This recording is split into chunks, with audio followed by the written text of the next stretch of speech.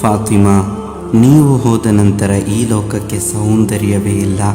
ನೀವಿಲ್ಲದೆ ಈ ದುನಿಯಾದಲ್ಲಿ ಹೆಚ್ಚು ಕಾಲ ಬಾಳಬೇಕಾಗಿ ಬರಬಹುದೇ ಎಂಬ ಭಯ ತುಂಬಾ ಕಾಡುತ್ತಿದೆ ಎನ್ನುತ್ತಾ ಮಹಾಪ್ರೇಮ ಸಾಮ್ರಾಜ್ಯ ಕಟ್ಟಿದ್ದ ಅಲಿ ಎಂಬ ಪತಿಯ ಪ್ರೀತಿಯ ಪತ್ನಿ ಫಾತಿಮಾ ನನ್ನದೇ ಒಂದು ಭಾಗ ಎನ್ನುತ್ತಾ ವಾತ್ಸಲ್ಯದ ಮತ್ತು ಇಷ್ಕಿನ ಲೋಕ ತೆರೆದುಕೊಟ್ಟ ಪೈಗಂಬರ್ ಮುಹಮ್ಮದ್ ಸಲ್ಲಲ್ಲಾಹು ಅಲೈಹಿ ವಸಲ್ಲಂ ಎಂಬ ತಂದೆಯ ಆದರ್ಶ ಪುತ್ರಿ.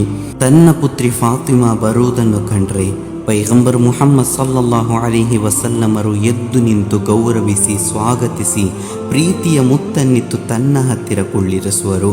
ಫಾತಿಮಾ ಬೀವಿಯೂ ಕೂಡ ತಥೈವ. ಇಂತಹ ಮಗಳು ಮತ್ತು ತಂದೆಯನ್ನು ಹಾಗೂ ಇಂತಹ ಪತ್ನಿ ಮತ್ತು ಪತಿಯನ್ನು ಪ್ರಪಂಚದಲ್ಲಿನ್ನು ಕಾಣಲು ಸಾಧ್ಯವೇ ಇಲ್ಲ ಗೆಳೆಯರೇ. ಅರೇಬಿಯನ್ ಸಾಮ್ರಾಜ್ಯದ ಚಕ್ರವರ್ತಿಯ ಮಗಳ ಮನೆ ಚಿಕ್ಕ ಗುಡಿಸಲಾದರೂ ಆ ಮಗಳಿಗೆ ಯಾವುದೇ ದುಃಖವಿರಲಿಲ್ಲ.